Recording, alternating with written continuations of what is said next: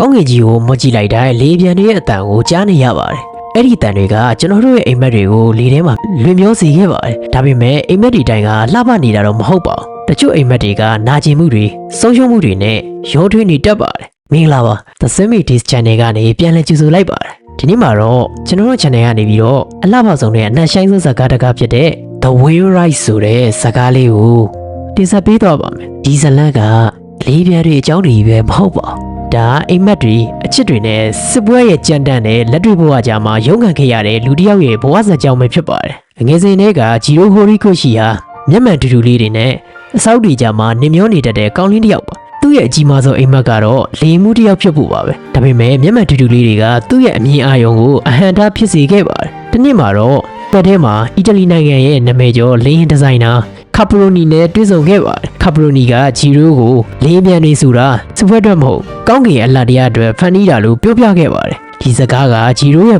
ဘဝလမ်းကိုပြောင်းလဲစေခဲ့ပြီးလေမှုအစားလေယာဉ်ဒီဇိုင်နာတစ်ယောက်ဖြစ်ဖို့ဆုံးဖြတ်ချက်ချခဲ့ပါတယ်။1923ခုနှစ်နေရာသီးရဲ့တနေ့မှာဂျီရိုဟာတူချိုမြို့ကိုရထားစီးပြီးတက္ကသိုလ်တက်ဖို့ထွက်လာခဲ့ပါတယ်။ရထားပေါ်မှာပဲလှပတဲ့မိန်းကလေးတစ်ယောက်ဖြစ်တဲ့နာဟိုကိုဆာတိုမီနဲ့သူ့ရဲ့အိမ်ပေါ်လေးနဲ့ပထမဆုံးအကြိမ်စုံစည်းခဲ့ပါတယ်။အဲ့ဒီချိန်မှာလေပြင်းတစ်ချက်ကြောင့်ဂျီရိုရဲ့အုတ်ထုပ်လေးလွင်သွားခဲ့ပါတယ်။အဲ့ဒီအုတ်ထုပ်ကိုနာဟိုကိုကရထားတွဲကြကနေအနေကြကလမ်းမပေးခဲ့ပါတယ်။အဲ့ဒီချိန်မှာနာဟိုကိုကပြည့်တဲ့ကြပြလေးတစ်ပုဒ်ဖြစ်တဲ့လေတိုက်နေပြီဆိုတဲ့ကြပြလေးကိုရွတ်ဆိုခဲ့ပြီးဂျီရိုကပြည့်တဲ့လူကားလို့ရှင်းတဖို့ကြိုးစားမယ်လို့ပြန်လည်ဖြေကြားခဲ့ပါတယ်။ဒါပေမဲ့အဲ့ဒီချိန်မှာပဲကန်တိုကလေးလှုပ်ခတ်ခဲ့ပါတယ်။ရထားကြီးလမ်းချော်သွားပြီးမြေပြည့်တွေတုန်ခါနေတဲ့ကြားမှာဂျီရိုကနာဟိုကိုရဲ့အိမ်ပေါ်မှာလေးကမတော်တဆခြေထောက်ကျူးသွားလို့သူ့လက်ဆွဲတက်တာတွေကပစ္စည်းတစ်ခုနဲ့ယာယီတက်တာအောင်လုပ်ပေးခဲ့ပါတယ်ပြီးတော့ဂျီရိုကနာဟိုကိုသူ့ရဲ့လက်ဆွဲတက်တာကိုဆွဲခိုင်းပြီးနာဟိုကိုရဲ့အိမ်ပေါ်မှာလေးကိုကြောပို့ပြီးဘေးကင်းရနေရာကိုပို့ပေးခဲ့ပါတယ်ပြီးတော့ဂျီရိုကကျွန်တော်ကတောက်တူတီးသွားနေတာခင်ဗျားတို့တော့ဘယ်သွားကြမှာလဲလို့မေးလိုက်ပါနာဟိုကိုကညီမလေးတို့က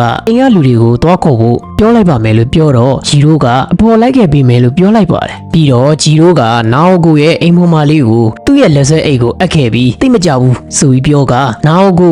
ုသူ့ရဲ့အိမ်ကိုလမ်းပြခိုင်းပြီးအိမ်ရှိရာကိုထွက်လာခဲ့ပါတယ်အိမ်ရောက်မှာတော့နာဟိုကိုကပြေးသွားပြီးသူ့အိမ်ကလူတွေကိုကြိုးကြောင်ပြောပြခဲ့ပါတယ်ဂျီရိုကတော့နာဟိုကိုပြောနေတာကိုဒီတိုင်းပဲရက်ကြည့်နေခဲ့ပါတယ်ပြီးတော့ဂျီရိုကအိမ်ပေါ်မှာလေးကိုပြန်ခေါ်ဖို့နာဟိုကိုရဲ့အိမ်ကလူနှစ်ယောက်နဲ့ပြန်လှည့်ထွက်မှာနာဟိုကိုပြန်လှည့်ကြည့်ပါတယ်နာဟိုကိုကလည်းဂျီရိုကိုပြန်လှည့်ကြည့်ပြီးနှုတ်ဆက်လိုက်ပါတယ်ပြီးတော့ဂျီရိုကအိမ်ပေါ်မှာလေးကိုခေါ်ဖို့ထွက်သွားပါတယ်ဒီဖြစ်ပျက်တွေပြီးသွားတဲ့နောက်မှာသူတို့နှစ်ယောက်ဟာပြန်မဆုံခဲ့ကြတော့ပါဘူးစစ်တွေအများကြီးကြာသွားပြီးတဲ့နောက်မှာဂျီရိုကမီဆူဘီရှီမှာလေယာဉ်ဒီဇိုင်နာတယောက်ဖြစ်လာခဲ့ပေမဲ့သူဖန်တီးတဲ့လေယာဉ်စမ်းသပ်မှုတွေတစ်ခုပြီးတစ်ခုကြာရှုံးသွားတာကြောင့်စိတ်တက်ကြပြီးခါရူဇာဝါဆိုတဲ့တောင်ပေါ်ပန်းပြေစကန်ကိုအနားယူကိုရောက်လာခဲ့ပါတယ်အဲ့ဒီမှာပဲသူဟာတောင်ကုန်းလေးပေါ်မှာပကြီးဆွဲနေတဲ့မိန်းကလေးတစ်ယောက်ကိုတွေ့ခဲ့ပါတယ်အဲ့ဒီမိန်းကလေးကတော့အခြားသူမဟုတ်ပါဘူးအရွယ်ရောက်ပြီးပိုပြီးလှပလာတဲ့နာဟိုကိုပါပဲလေပြည့်တစ်ချက်ကြောင့်နာဟိုကိုရဲ့ဒီလေးလွန်သွားတဲ့အခါဂျီရိုကလှမ်းဖမ်းပေးခဲ့ပါတယ်ဒါသူတို့ရဲ့ဒုတိယကြိမ်မြောက်လေပြင်းကြကစုံစည်းမှုပါပဲဂျီရိုဟာသူမကိုမမှတ်မိသေးပေမဲ့နောင်ကိုကတော့ဂျီရိုကိုချက်ချင်းမှတ်မိခဲ့ပါတယ်သူမကဂျီရိုကိုကျမကရှင်းရုပ်ထုတ်ကိုဖမ်းမိခဲ့တဲ့သူလေးဆိုတဲ့စကားနဲ့တူသူတို့ရဲ့အချစ်ဇလန်လေးဟာတောင်ပေါ်ပန်းပြေစကန်ရဲ့အေးကျတဲ့လီတူတွေမှာပြန်လည်အသက်ဝင်လာခဲ့ပါတယ်သူတို့နှစ်ယောက်ဟာစက္ကူလေးပြန်လေးတွေလွတ်ရင်တောင်ပေါ်မှာအတူလန်းလျှောက်ရင်အရန်ကိုကြည်နူးစရာကောင်းတဲ့အချိန်တွေကိုဖြတ်သန်းခဲ့ကြပါတယ်ဂျီရိုကနောင်ကိုလက်ထပ်ဖို့ခွင့်တောင်းခဲ့ပါတယ်ဒါပေမဲ့နောင်ကိုကဝမ်းနည်းစရာကောင်းတဲ့အမှန်တရားတစ်ခုကိုပြောပြခဲ့ပါတယ်အဲ့ဒါကတော့သူမမှာကုသဖို့ခက်ခဲ့တဲ့ပြင်းထန်တဲ့ဆုပ်ရောင်ယောဂရှိနေတယ်ဆိုတာပါပဲနောင်ကိုကသူမယောဂပျောက်တဲ့အထိစောက်ပေးနိုင်မလားလို့မေးခဲ့ပါတယ်ဂျီရိုကတော့ဘာပဲဖြစ်ဖြစ်သူမကိုလက်တွဲသွားမှဖြစ်ကြောင်းဂရီပေးခဲ့ပါတယ်ဂျီရိုဟာအလောက်ခွင်ကိုပြန်ရောက်သွားပြီးနာမည်ကျော်Zero Fighterရဲ့အစပြိုးဖြစ်တဲ့လေယာဉ်သစ်ကိုအသေးအတန်ဒီဇိုင်းဆွဲနေရပါတယ်တစ်ဖက်မှာလည်းနောင်ကိုရဲ့ယောဂတပြေးပြေးဆိုးရွားလာခဲ့ပါတယ်ဒီနေ့မှာတော့ဂျီရိုစီကိုဖုန်းတစ်လုံးရောက်လာပါတယ်နောင်ကိုရဲ့အခြေအနေကဆိုးရွားနေပြီဆိုတာပါပဲဂျီရိုဟာအလုပ်တွေကိုအကုန်ပြထားခဲ့ပြီးချက်ချင်းပဲနောင်ကိုရှိရာကိုမျက်ရည်စာတွေနဲ့အတူယထာနဲ့ထွက်လာခဲ့ပါတယ်အဲ့ဒီခန်းကအရန်ကိုစိတ်မကောင်းစရာကောင်းပါတယ်နောင်ကိုဟာပါဇက်ကနေသွေးတွေထွက်နေပေမဲ့ဂျီရိုကိုမြင်လိုက်ရတဲ့အချိန်မှာတော့ပြုံးလေးနဲ့ကျူဆိုခဲ့ပါတယ်နောင်ကိုဟာသူမယောဂါကိုကုသဖို့အတွက်တောင်ပေါ်ကအထူးကုသဆောင်ကိုတွားရောက်ခဲ့ရပါတယ် နောင်ကိုရဲ့ယောဂါကတက်တာမလာပဲပူဆိုးလာခဲ့ပါတယ်သူမဟာဂျီရိုရဲ့နာမှာပဲနောက်ဆုံးချိန်တွေကိုကုံဆုံးချိန်တဲ့အတွက်ကုသဆောင်ကနေခိုးထွက်ပြီးဂျီရိုစီကိုရထားစီးပြီးလာခဲ့ပါတယ်ဂျီရိုဟာရထားဘူးတာမှာနောင်ကိုတွေ့လိုက်ရတဲ့အခါဝမ်းသာလုံးလို့ပြစ်ဖက်ခဲ့ပါတယ်နောင်ကိုဟာအားနဲ့နေပေမဲ့ဂျီရိုရဲ့ရင်ဝင်ထဲမှာတော့ကဘာပေါ်မှာအပျော်ဆုံးမိန်းကလေးတစ်ယောက်ဖြစ်နေခဲ့ပါတယ်ဒါပေမဲ့ဂျီရိုရဲ့အထက်လူကြီးခူရိုခါဝါကတော့လက်မထက်ရသေးတဲ့စုံလွဲကိုသူ့အိမ်မှာအတူနေခွင့်မပြုနိုင်ဘူးလို့ပြောခဲ့ပါတယ်အဲ့ဒီချိန်မှာဂျီရိုကချက်ချင်းပဲဆုံးဖြတ်ချက်ချလိုက်ပါတယ်ဒါဆိုကျွန်တော်တို့အခုပဲလက်ထပ်ကြပါမယ်ဆိုပြီးတော့ပါအဲ့ဒီညမှာပဲခူရိုခါဝါတို့ဇနီးမောင်နှံရဲ့တပ်တည်အဖြစ်ဆောင်ရွက်ပေးမှုနဲ့အတူ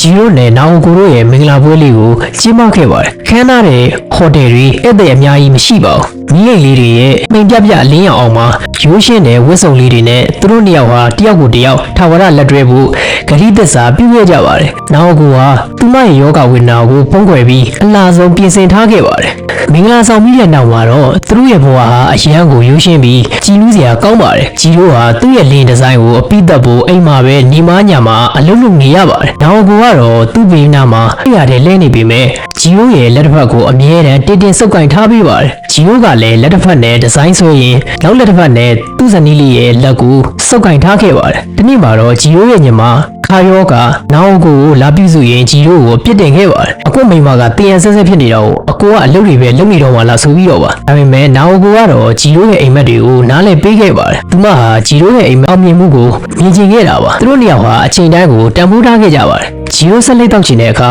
နောင်ကိုကဒီမှာပဲတောက်ပါလက်ကိုမလွတ်ပါနဲ့လို့ပြောခဲ့တဲ့အခန်းလေးကသူတို့ရဲ့အချစ်အားဘလောက်တောင်နှက်ဆိုင်လင်းဆိုတာကိုပြသနေပါတယ်နောင်ကိုကသူမရဲ့လက်တရားကိုဂျီရိုရဲ့မျက်စိထဲမှာအမြဲတမ်းလှပနေစေဖို့အတွက်သူမရဲ့ယောဂဝိညာဉ်တွေကိုအစွမ်းကိုဖုံးကွယ်ထားခဲ့ပါတယ်နောက်ဆုံးမှာတော့ဂျီရိုရဲ့လေရင်သစ်0 Fighter ရဲ့ရှိပြီးဒီဇိုင်းကိုစမ်းသပ်ပြန်တတ်မဲ့နေ့ရောက်လာခဲ့ပါတယ်အဲ့ဒီမနက်မှာနောင်ကိုကဂျီရိုကိုအပြုံးလေးနဲ့ဆက်ပြီးကြံရစ်ခဲ့ပါတယ်ဂျီရိုစမ်းသပ်ခွင့်ကိုရောက်နေတဲ့အချိန်မှာနောင်ကိုကသူမရဲ့ပစ္စည်းတွေကိုတင်ဆက်ပြီးတိတ်တိတ်လေးထွက်ခွာသွားခဲ့ပါတယ်သူမဟာဂျီရိုရဲ့အောင်မြင်မှုကိုမနှောက်ယှက်ခြင်းတလို့သူမရဲ့ရုပ်ပြဆင်းပြဖြစ်နေတဲ့နောက်ဆုံးချိန်တွေကိုလည်းဂျီရိုကိုမမြင်စေချင်ခဲ့ပါဘူးသူမဟာတောင်ပေါ်ကကုသဆောင်ကိုပဲတယောက်တည်းပြန်သွားခဲ့ပါတယ်စမ်းသပ်ပြန်တတ်မှုကအရန်ကိုအောင်မြင်သွားခဲ့ပါတယ်လေပြန်ကြီးကောင်းကင်ရံမှာလှလှပပပြန်တန်းနေတာကိုကြည့်ပြီးဂျီရိုဂုံယူနေတဲ့အချိန်မှာပဲလေပြင်းတစ်ချက်ကဂျီရိုကိုပြင်းပြင်းထန်ထန်တိုက်ခတ်သွားခဲ့ပါတယ်အဲ့ဒီအချိန်မှာဂျီရိုရဲ့ရင်ထဲမှာတခုခုကိုခံစားလိုက်ရပါတယ်အဲ့ဒါကတော့နာအိုကိုရဲ့နောက်ဆုံးနှုတ်ဆက်ခြင်းပါပဲနာအိုကိုဟာကုသဆောင်ကိုပြန်ရောက်ပြီးမကြခင်မှာပဲအေးကြကြနဲ့ကွယ်လွန်သွားခဲ့ပါတယ်